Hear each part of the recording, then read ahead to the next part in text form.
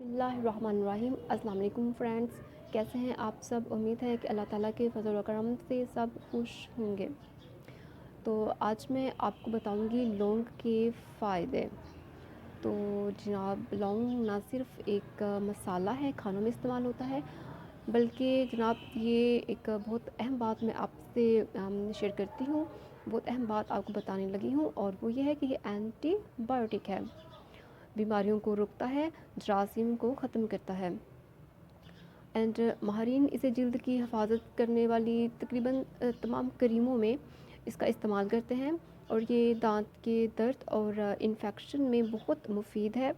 इसे टूथपेस्ट में भी इस्तेमाल किया जाता है। अगर दांत में दर्द हो तो लौंग चबाने से आराम मिल जाता है। लौंग नमक के साथ चबाने से गले की खराश दूर हो जाती है, और बलगम भी आसानी से निकल जाती है। ज़ुकाम से छुटकारा मिल जाता है। और इसका कहवा या जुशांदा खांसी में भी आराम पहुंचाता है। इसके अलावा फूड पॉइजनिंग में लौंग का तेल बैक्टीरिया को ख़त्म कर देता है, और तहकीक के मुताबिक ये इंसुलिन के निज़ाम को भी मजबूत करता है।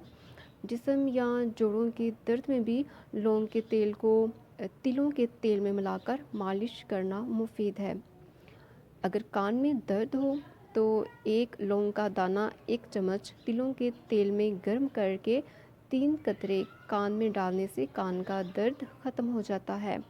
इसी तरह अगर सर में दर्द हो तो उसके लिए आप 1 गिलास दूध में आधा चम्मच पिसी हुई लौंग और चुटकी भर नमक शामिल करके पी लें। आपको वाज़ह फ़र्क महसूस होगा। तो उम्मीद है आपको ये वीडियो अच्छी लगी होगी।